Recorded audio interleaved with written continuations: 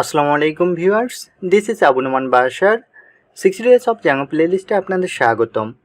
আজকে লেকচার ভিডিওতে আমরা বিস্তারিত আলোচনা করব গেট মেথড এবং পোস্ট মেথড নিয়ে।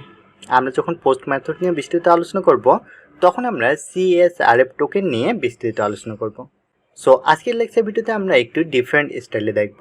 আমরা প্রিভিয়াস লেকচার ভিডিওগুলো দেখেছিলাম, প্রথমে আমরা থিওরিটিক্যালি পার্ট দেখেছিলাম, আফটার দ্যাট আমরা প্র্যাকটিক্যাল পার্ট দেখেছিলাম। বাট আজকের লেকচার ভিডিওতে আমরা দেখব প্রথমে কিছু example, after that theoretical part এবং ফাইনালি আমরা প্র্যাকটিক্যাল পার্ট দেখব। সো আজকের লেকচার ভিডিওটি অনেক বেশি ইন্টারেস্টিং হতে যাচ্ছে, তাই আপনার ভিডিও না কেটে পুরো ভিডিওটি মনোযোগ সহকারে দেখুন। তাহলে প্রথমে আমরা আলোচনা করব গেট মেথড নিয়ে। সো প্রথমে আমরা দেখে নিই গেট মেথড এক্স্যাক্টলি কী এবং গেট মেথড কীভাবে কাজ করে তার একটি এক্সাম্পল। আমরা যদি গুগল ক্রোমে আসি বা আপনার যে কোনো ব্রাউজারে যেতে পারেন, যে কোনো ব্রাউজারে গিয়ে আপনার জাস্ট সার্চ বারে সার্চ দেবেন get and post method in Django. আপনি যদি সার্চ বারে get and post method in Django লিখে সার্চ দেন, সেক্ষেত্রে এখানে ফোকাস করে দেখুন আমার অ্যাড্রেস বারে শো করছে। আমি এখানে যে সার্চ দিয়েছি get and post method in Django, আমার অ্যাড্রেস বারে শো করছে get post method in Django. তাহলে আমরা এখানে খুব সুন্দরভাবে বুঝতে পারছি কোনো ইউজার যখন কোনো সার্ভারে কোনো কিছুর জন্য রিকোয়েস্ট করে তখন ইউজারের যে ভ্যালুটি, সে ভ্যালুটি ইউআরএল এ শো করে গেট মেথডে। তাহলে আশা করি আপনারা বুঝতে পেরেছেন গেট মেথড এক্স্যাক্টলি কী। তাহলে চলুন এবার আমরা থিওরিটিক্যালি দেখে নিই। গেট মেথড এক্স্যাক্টলি হচ্ছে ভ্যালুগুলো ইউআরএল এ ভিজিবল অবস্থায় থাকবে। তাহলে চলুন এবার আমরা ভিএস কোডে গেট মেথড ব্যবহার করে দেখি। গত লেকচার ভিডিওতে আমরা এই ফর্মটি ক্রিয়েট করেছিলাম এবং এই ফর্মের ভিতরে আমরা গেট মেথড অ্যাপ্লাই করে দেখব। সো আমাদের প্রজেক্ট ছিল এটি এবং এই প্রজেক্টে আমরা প্রথমে নিয়েছিলাম ফর্মস ডট পাইয়ে, এই ফিল্ডগুলো আমরা নিয়েছিলাম। আফটার দ্যাট আমরা টেমপ্লেট ফোল্ডারের ভিতর রিসেন্ট ডট এইচটিএমএল নামে একটি টেমপ্লেট ফোল্ডার ক্রিয়েট করেছিলাম এবং এর ভিতরে আমরা একটি ফর্ম নিয়েছিলাম এবং এই ফর্মের ভিতরে আমরা মেথড হিসেবে গেট নিয়েছিলাম এবং আমি বলেছিলাম পরবর্তী লেকচার ভিডিওতে আমরা গেট এবং পোস্ট নিয়ে আলোচনা করব। তাহলে আশা করি এতক্ষণে আপনারা বুঝে গেছেন গেট মেথড এক্স্যাক্টলি কী এবং গেট মেথড কীভাবে কাজ করে। সো আমাদের এখানে গেট মেথড ইউজ করা আছে। সো আপনি চাইলে লোয়ার কেসে গেট লিখতে পারেন বা আপনি চাইলে আপার কেসে এভাবে গেট লিখতে পারেন, এটা পুরোপুরি আপনার ইচ্ছা। সো আমরা গেট দিলাম, আমরা সেভ করলাম, সেভ করে আমরা ব্রাউজারে রিলোড দিই আগে। তাহলে আমার ফর্ম হচ্ছে এটি। সো প্রথমে আমরা যে কাজ করব, এই ফিল্ডগুলোর ভিতরে আমরা ভ্যালু দেব। সো এখানে আমরা দিচ্ছি ইন্টার ইওর ল্যাপটপ নেম, আমরা বলে দিচ্ছি লেনোভো।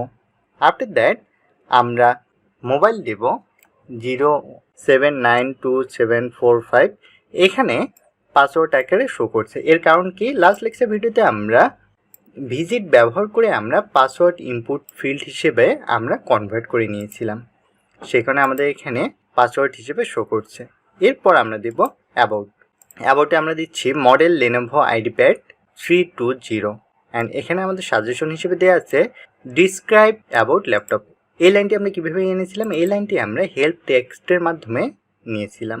এখন টেক্সট এরিয়াতে আমরা কোনো কিছু লিখি, আমি বলে দিচ্ছি 60 ডেজ অফ জ্যাঙ্গো। এরপর আমরা চেকবক্স দেব অ্যান্ড চুজ ফাইল। আমরা এখান থেকে একটা ফাইল চুজ করলাম অ্যান্ড এখানে ফোকাস করে দেখুন আমার ফাইল চুজ হয়ে গেছে। এখন আমরা সাবমিটে ক্লিক করব। সাবমিটে ক্লিক করার আগে আমরা চেক করে দেখি এখানে আমাদের মেথড হিসেবে গেট দেওয়া আছে, রাইট। এখন আমরা এখানে এসে সাবমিটে ক্লিক করব। এখানে ফোকাস করে দেখুন যখনই আমি সাবমিটে ক্লিক করেছি আমার ইউআরএল চেঞ্জ হয়ে গেছে। এখানে দেখাচ্ছে প্রথম ইন্টার ইওর ল্যাপটপে আমরা ভ্যালু দিয়েছিলাম লেনোভো। এরপর মোবাইলের ভিতরে আমরা পাসওয়ার্ড হিসেবে দিয়েছি 017927445। এরপর অ্যাবাউট, এই ফিল্ডের ভিতরে আমাদের ভ্যালু ছিল মডেল লেনোভো আইডিপ্যাড 320। এরপর টেক্সট এরিয়ার ভিতরে আমরা ভ্যালু দিয়েছিলাম 60 days of Django and finally চেকবক্সে আমরা ক্লিক দিয়েছি, সেই কারণে এখানে আমাদের দেখাচ্ছে অন অ্যান্ড ফাইলসের ভিতর দেখাচ্ছে আমাদের ফাইল নেম। তাহলে চিন্তা করে দেখুন আমরা যদি ফেসবুক লগ ইন পেজ বা যে কোনো লগ ইন পেজে বা সেন্সিটিভ ডাটার ক্ষেত্রে যদি গেট মেথড ব্যবহার করি সেক্ষেত্রে কীরকম প্রবলেম হবে, বা আমরা যখন আমাদের ব্যাঙ্ক অ্যাকাউন্টে লগ ইন করি বা বিভিন্ন সেনসিটিভ সাইডে লগ ইন করি, সেক্ষেত্রে যদি গেট মেথড ইউজ করা হয় সেক্ষেত্রে আমাদের জন্য বা ইউজারদের জন্য কত হার্মফুল হবে। সো ইউজাররা যাতে হার্মফুল না হয় বা ইউজারদের যাতে কোনো প্রবলেম না হয়, এই প্রবলেমটি ওভারকাম করার জন্য আমরা পোস্ট মেথড ব্যবহার করব। আমরা যদি পোস্ট মেথড ব্যবহার করি, পোস্ট মেথড ব্যবহার করলে এই ভ্যালুগুলো ইউআরএল এ শো করবে না। সো তাহলে চলুন আমার কথা মতো প্রথমে আমরা এক্সাম্পল দেখব, আফটার দ্যাট আমরা ডেফিনেশন দেখব বা থিওরিটিক্যালি আলোচনা করব, ফাইনালি আমরা প্র্যাকটিক্যালি দেখব। আমি ইউনিভার্সিটির ওয়েব পেজে যাচ্ছি, যাওয়ার পর আমি যদি স্টুডেন্ট পোর্টালে প্রবেশ করতে চাই সেক্ষেত্রে আমাকে প্রথমে দিতে হবে ইমেল, আফটার দ্যাট পাসওয়ার্ড। আমার স্টুডেন্ট পোর্টালে প্রবেশ করার জন্য অবভিয়াসলি আমাকে এই ইমেলটি এবং এই পাসওয়ার্ডটি দিতে হবে। এখন আমি লগ ইন করার সময় যদি এই ইমেল এবং পাসওয়ার্ড যদি ইউআরএল শো করে, তাহলে চিন্তা করে দেখুন এটি আমার জন্য কতটা হার্মফুল হবে। তাহলে চলুন আমরা চেক করে দেখি এখানে আমাদের গেট মেথড না পোস্ট মেথড আছে, বা পোস্ট মেথড ব্যবহার করলে এক্স্যাক্টলি এখানে চেঞ্জ হয় কিনা সেটি আমরা দেখে নেব। সো লগ ইনে আমরা ক্লিক করলাম। লগ ইনে ক্লিক করলে এখানে ফোকাস করে দেখুন আমার কিন্তু ভ্যালুগুলো এখানে শো করছে না, জাস্ট এখানে আমাকে দেখাচ্ছে students.diu.ac প্রোফাইল -শো। তার মানে এখানে আমার ভ্যালু শো করছে না, এখানে আমাদের পোস্ট মেথড ব্যবহার করা আছে। তাহলে পোস্ট মেথড আমরা কোথায় কোথায় ব্যবহার করি আপনি যদি চিন্তা করে দেখেন ডিপলি, আমরা যখন ফেসবুকে লগ ইন করি তখন সেখানে পোস্ট মেথড ব্যবহার করা হচ্ছে, বা টুইটার বা বিভিন্ন সেন্সিটিভ যে প্লেসগুলো আছে সেখানে কিন্তু পোস্ট মেথড ব্যবহার করা হচ্ছে। সো পোস্ট মেথড ব্যবহার করার কারণে আমাদের ইউআরএল এ আমাদের ভ্যালুগুলো শো করে না। তাহলে চলুন এবার আমরা থিওরিটিক্যালি আলোচনা করি। তাহলে পোস্ট মেথড হচ্ছে আমরা যে ভ্যালুগুলো দেই সেই ভ্যালুগুলো ইউআরএল এ ভিজিবল হবে না। সো পোস্ট মেথড আমরা জেনারেলি ব্যবহার করে থাকি ব্যাঙ্ক অ্যাকাউন্ট, ইউনিভার্সিটিতে লগ ইন করার সময় বা বিভিন্ন সেন্সিটিভ ফর্ম পূরণ করার সময়। তাহলে চলুন প্র্যাকটিক্যালি আমরা পোস্ট মেথডের ব্যবহার দেখব। আমাদের যে এই ফর্মটি আছে এই ফর্মের ভিতরেই আমরা পোস্ট মেথড অ্যাপ্লাই করব। এখানে জাস্ট আমরা মেথডে চেঞ্জ করে দেব পোস্ট। আপনি চাইলে লোয়ার কেসে পোস্ট লিখতে পারেন বা চাইলে আপনি আপার কেসেও এভাবে পোস্ট লিখতে পারেন, এটি পুরোপুরি আপনার উপর নির্ভর করে আপনি কিভাবে লিখবেন। সো আমরা পোস্ট লিখলাম, পোস্ট লিখে আমরা সেভ করব। আমরা এই ফিল্ডে যখন ভ্যালু দেব, ভ্যালু দেওয়ার পর সাবমিটে ক্লিক করব তখন আমরা একটি ইরর পাবো। ইরর কেন পাবো বা ইররটি ওভারকাম করার জন্য আমাদেরকে কি করতে হবে সেটি আমরা পরবর্তীতে আলোচনা করবো। সো আমরা ভ্যালু দিচ্ছি লেনোভো, আফটার দ্যাট আমি একটি পাসওয়ার্ড দিচ্ছি, দেন অ্যাবাউটে দিচ্ছি মডেল, অ্যান্ড এখানে আমরা বলে দিচ্ছি 60 days of Django, and check বক্সে আমি ক্লিক করে দিচ্ছি ফাইল চুজেন, একটি ফাইল সিলেক্ট করে দিচ্ছি, অ্যান্ড আমি এখানে সাবমিটে ক্লিক করব। সাবমিটে ক্লিক করলে আমাদেরকে একটি ইরর দেবে এবং আমাদের ইউআরএল এ কোনো ভ্যালু অ্যাড হবে না। ভ্যালু অ্যাড হবে না এর কারণ হচ্ছে আমরা এখানে মেথড হিসেবে পোস্ট ব্যবহার করেছি। আমরা যদি গেট ব্যবহার করতাম তাহলে ইউআরএল এ আমার ভ্যালুগুলো শো করতে, বাট আমাদের পোস্ট করার কারণে ইউআরএল ভ্যালু শো করবে না। সো আমরা সাবমিটে ক্লিক করি, এখানে ফোকাস করে দেখুন আমাকে বলতেছে CSRF ভেরিফিকেশন ফেইল্ড। তাহলে এখন আমাদের সামনে একটি কোশ্চিন অ্যারাইজ হচ্ছে CSRF এক্স্যাক্টলি কি অ্যান্ড কি কারণে এটি ভেরিফিকেশন ফেইল্ড দেখাচ্ছে। আমরা যদি এখানে ভালোভাবে ফোকাস করে দেখি তাহলে আমরা বুঝতে পারবো CSRF এর ফুল রূপ হচ্ছে ক্রস সাইট রিকোয়েস্ট ফরজারি। তাহলে এখন কোশ্চিন আমাদের সামনে অ্যারাইজ হচ্ছে CSRF এক্স্যাক্টলি কি, বা এটি কিভাবে কাজ করে বা এটির কেন আমাদের প্রয়োজন। ক্রস সাইট রিকোয়েস্ট ফরজারি, যখন কোনো ফর্ম সাবমিট হয় তখন জ্যাঙ্গো চেক করে সে ফর্ম কি এক্স্যাক্ট ওই রিসোর্স থেকে আসতেছে কিনা বা ওই ডোমেনের কিনা, এটা ভ্যালিডেশনের কাজই করে CSRF। এখন কোশ্চিন হচ্ছে কেন আমরা CSRF ব্যবহার করব। আমরা সবাই জানি ওয়েবসাইট বড় বড়ই ইনজেকশনের শিকার হয় বা বিভিন্ন হ্যাকারের শিকার হয়। এখন হচ্ছে হ্যাকাররা কিন্তু বাহির থেকে আসে না, সেই ওয়েবসাইটের দুর্বলতা খুঁজে বের করে আফটার দ্যাট সেই দুর্বলতার মাধ্যমেই আমাদের ওয়েবসাইটে প্রবেশ করে।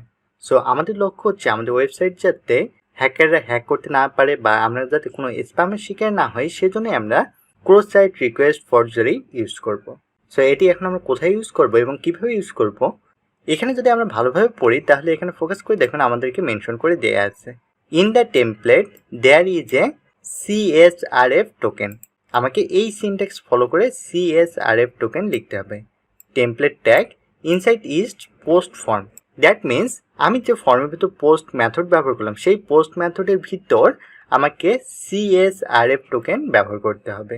সো আমরা এসে এখানে ব্যবহার করব %& CSRF, আন্ডারস্কোর টোকেন দিয়ে আমরা সেভ করব। তাহলে CSRF টোকেন ব্যবহার করার কারণে আমরা কি বেনিফিট পাচ্ছি সেটি আমরা আমাদের আউটপুটের মাধ্যমে দেখে নেব।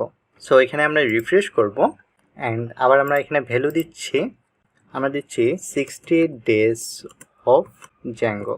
আফটার দ্যাট চেক বক্সে আমরা ক্লিক করে দেব, ফাইল আমরা একটি চুজেন করে নেব অ্যান্ড আমরা সাবমিটে ক্লিক করব অ্যান্ড সাকসেসফুলি আমাদের সাবমিট হয়ে গেছে। আমাদের যে সাকসেসফুলি সাবমিট হলো এখানে কিন্তু আমাদের ইউআরএল শো করছে না বা আমরা এখন কোনো ইরর দেখতে পাচ্ছি না। সো CSRF এক্স্যাক্টলি কী কাজ করে সেই জিনিসটি এবার আমরা দেখে নেব। সো আমরা ইন্সপেক্ট করে নেব, নেওয়ার পর এখানে ফোকাস করে দেখুন ফর্মের ভিতর ইনপুট টাইপ হিডেন নামে আমরা একটি ফিল্ড পেয়ে গেছি। তাহলে এই ফিল্ডটির কাজ কি? CSRF টোকেন আমাদের ফর্মে হিডেন ইনপুট ফিল্ড দিয়ে দেয় এবং এই হিডেন ইনপুট ফিল্ডের ভিতর আমাদের একটি ভ্যালু দিয়ে দেয়।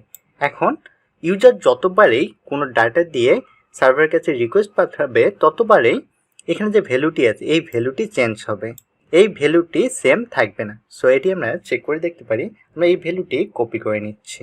সো কপি করে নিয়ে আমরা এখানে রেখে দিচ্ছি। রেখে দেওয়ার পর এখানে আমরা আবার নতুন করে ভ্যালু দেব। সো আমরা দিচ্ছি লেনএমফো, আমরা পাসওয়ার্ড আমাদের ইচ্ছে মতো একটি দিয়ে দিলাম। এরপর অ্যাবাউটে আমরা ক্লিক করব, ক্লিক করে আমরা এখানে দিচ্ছি মডেল লেনোভো ID5 320, আমরা দিলাম 60 days of Django and check box on and finally আমরা একটি ফাইল দিয়ে দিচ্ছি অ্যান্ড সাবমিটে ক্লিক করব। সাবমিটে ক্লিক করার পর আমরা আবার ইন্সপেক্ট করব। ইন্সপেক্ট করার পর আমরা এই ভ্যালু দুটি মিলিয়ে দেখব। এখানে ফোকাস করে দেখুন আগের যে হিডেন ফিল্ডের ভ্যালু ছিল সেটি ছিল BMU দিয়ে শুরু, বাট এখানে 6XPV, তার মানে প্রতিবারেই ভ্যালু চেঞ্জ হবে।